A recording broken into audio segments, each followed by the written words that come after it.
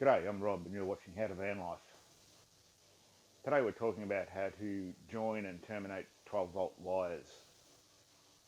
So got a couple of wires here, just bang a knot in them like that and there you go, they're joined together. All joking aside, I'm going to show you this now. First I'll show you how to strip wires with your pliers. That rhymes, doesn't it? Strip wires with your pliers. And I'll also show you a few other different ways of stripping wires because sometimes it's pretty hard to get the hang of the old pliers when you're stripping wires. This video is suited to those with a yearning for the learning. Righto then, let's get into it. Okay, as I said, we're going to start with stripping a wire. So here's a wire, and basically what we've got to do is strip the plastic insulation off from the outside of it to bear back the copper wire underneath the insulation. So if you're using the H2VL toolkit, if you don't know what that is, check out our vid on what tools do I need. So you've got your pliers. Now what we're going to do, this part of the pliers here, that's the cutting and stripping part. So we're going to put the wire in, just apply a medium to heavy amount of pressure, hold the wire very tightly in your hands, bang. Insulation is off, and there's the bare copper wires. Now using pliers to strip wires is a bit of an art, and it just takes practice. You'll get it eventually. So that's stripping wires with pliers. Now if you can't get the hang of stripping wires with pliers, you can try a razor blade. Now however you do it, it's going to be a bit dangerous and whatever, but I tend to try and run the razor blade down the length of the cable. It's a bit hard to keep it straight, but do your best. This is also a good way of stripping really large cables. It's probably actually harder with smaller cables. So once you've stripped it down the middle, then you can pull the wires out like that, and then just cut the excess off with the razor blade. Always cut away from yourself. There we go. There's stripping with a razor blade. Now last but not least, this is for those that may not have any tools on them at all in an emergency situation and you need to strip a wire. This one's a bit hairy. You want to have tough fingers for doing it. So what we do, we get a cigarette lighter, heat the wire up a bit with the cigarette lighter, not too much, and just with your thumbnail, just stick it in there and pull it off like that while it's still hot. Sometimes it burns a bit, sometimes it doesn't, but it's a good way of stripping a wire effectively when you haven't got any tools. All you need is a cigarette lighter. Okay, so we've stripped our wires. Now the next thing is to join them together. Now the first method I'm using for joining the wires together is soldering and heat shrinking. Now this is probably the best way you can join wires. Very unlikely a solder joint, if it's done properly, will ever fail on you. And the heat shrink is a lot better than tape because tape can sometimes deteriorate and fall off, whereas heat shrink won't. So we've got our wires. Now you can either just twist them together that way, like that, and solder them. If you want a really neat join, do it this way. So you put them across like that, and then it's just one over the other. A bit fiddly, but it's worth it in the end. So I'm just wrapping it around each one. So it's like that. Okay, so I've done that. Now what we need to do is solder them. Okay, here's our join, what we're going to solder. The wires are sitting up there, being held in place by our trusty roll of cloth tape. Now, here's our soldering iron. Now the first thing we want to do is tin the soldering iron, because the end of it's a bit yucky. If it was any worse than that, I'd probably file it up, but we'll just put some solder on it for starters, just to tin the tip of the soldering iron. What I done there at a shot was just flick the excess solder off. Don't flick it on anybody though, it hurts. Now if you don't have a soldering iron and you wish to purchase one, this is just a little 40 watter, which is handy for most things, just from JCar. Not very dear, about 20 bucks I reckon. And the solder you require for soldering, this one here, once again from JCar, it's resin core solder. So you got to make sure you get resin core solder, because it'll be incredibly hard to solder if it's not resin core. So you want resin core solder. Not huge, about that big. Righto, let's solder this joint. That sounded a bit suspect, didn't it? So heat up the joint first a bit with the soldering iron, and then bring the solder in and just sort of bang it against the soldering iron while it's still touching the thing, and just get plenty of heat in there, and you'll see the solder melt and sink into the copper wire. Give it a little bit of a flick to knock any dregs off it, and there you have it, soldered wire. So our next step is heat shrink. This is some heat shrink tube, comes in metre lengths. You can buy it at JCar, you can even buy it at Bunnings I think. So we don't need quite a metre, we just need enough to cover our join in our wire. So we want about that much. Snip that off with side cutters and thread it onto our wire. If you're joining wires, it's a good idea to thread the heat shrink on first before you do the join, as I should have done. So get that about centre over the solder join, like so. Cigarette lighter, and just heating up. Don't stay in one place for too long because it'll burn, bubble up and look all shitty. Keep it moving. You see the heat shrink shrinking down now.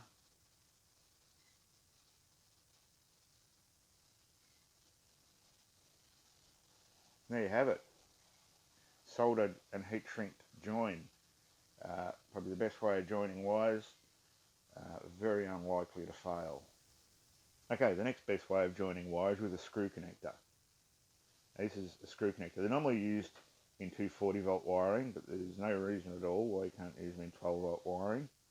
And as you can see, they're just a screw connector, a brass screw connector. There's a screw in the end of it there. Just unscrew it before you use it. Make sure the screw is out all the way. Nothing worse than trying to stuff your wires in the end there when the screw's all the way in, because they won't go in. So make sure it's screwed out all the way. So yeah, you've just got your brass screw connector and it's covered by a plastic insulating body. Righto. So get our wires, get the insulation lined up together like so, and we twist them up. And then give them another twist up with the pliers. Now because this is reasonably small wire and the screw connector is quite large, what I'm going to do, if you had larger wire, it'd be alright, just go straight in like that. What I'm going to do is just bend that over, like so, so that there's more volume of wire in the screw connector. Now you poke that in till it goes all the way in, till the copper wire hits the end there. You can see it through the plastic. Now get our screwdriver and tighten up the screw.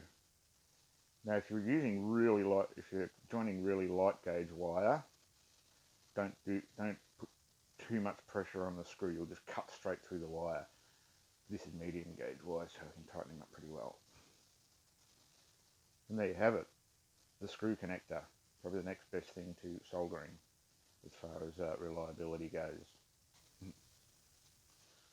Alright, next cab off the rank is the crimp lug, or in this case the crimp joiner. There's a number of different sorts of crimp lugs you can get. There's the spade terminal crimp lug, that's a female spade. You can get male spade as well. And then you can also get the eyelet crimp lugs. These are for terminating, so they're for terminating. And this one's for joining. Now there's 3 different colours of these plastic insulated type crimp lugs. There is red, blue and yellow. Yellow have the largest hole in here, so yellow take the biggest wires. Blue takes medium-sized wires, and red takes small wires. This is the blue one. It takes medium-sized wires. Now, what we're doing is just twist that up a bit, like that.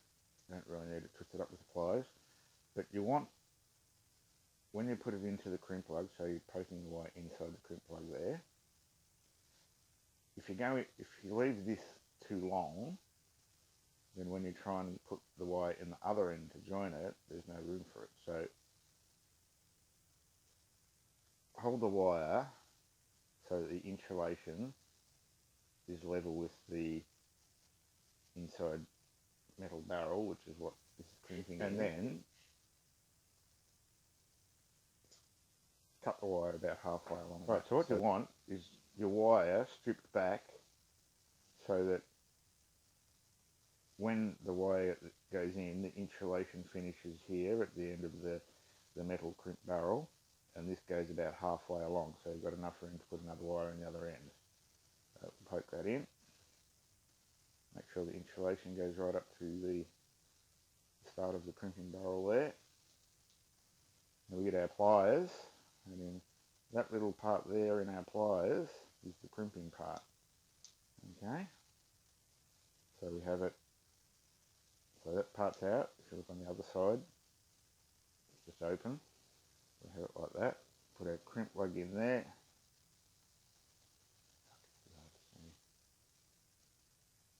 Put our crimp lug in there, so it's up against the outside of the, you can see that. Squeeze down. Hard as you like. You won't break anything. Alright. Crimp in there. Now we'll go to the other end. Same thing. Twist him up a bit. Hold him up there. And I'll trim him back about halfway.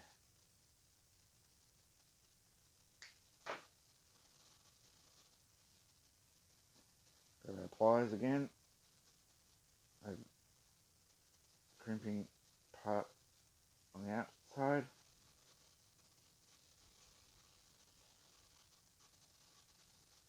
Put him in there.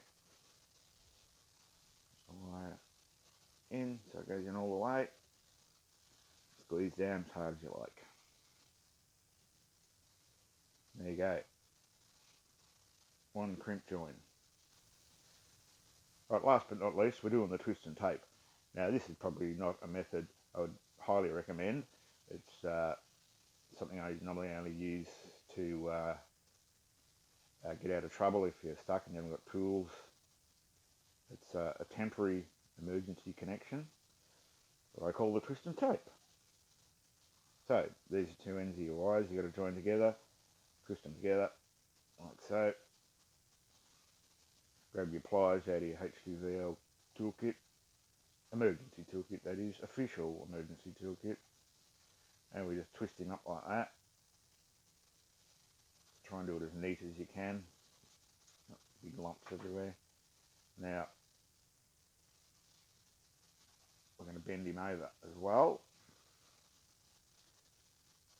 squeeze him together so it's all nice and compact, and pull him out like that. Then we get our insulation tape, or if you're working with your H2VL emergency toolkit. You can use your cloth tape for this, and just tape it up as tight as you can. So don't have the tape too baggy. Keep it nice and tight. There's one run over like that, and another one.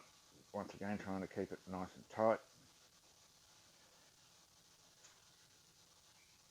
There you go. Get the ends, all that off. And there's the twist and tape joint for emergency breakdown. So there's 4 ways of joining wires. A good connection in a wire is very important, because a poor connection will arc and cause heat and thus cause fire. Now, I'd just also like to say there is another form of connection on the market that you can buy, and it's called a Scotch connector. Scotch connector. My advice with Scotch connectors is don't use them. They are the most unreliable form of connector you can buy on the market. So I hope you've got some useful information out of this episode. If you've got any requests for how-to vids you'd like us to do, just drop it in the comments below there. And if you want an ever-going source of information to keep you on the road, just bang on the subscribe button, and we'll keep you updated. And in the meantime, happy van lifing.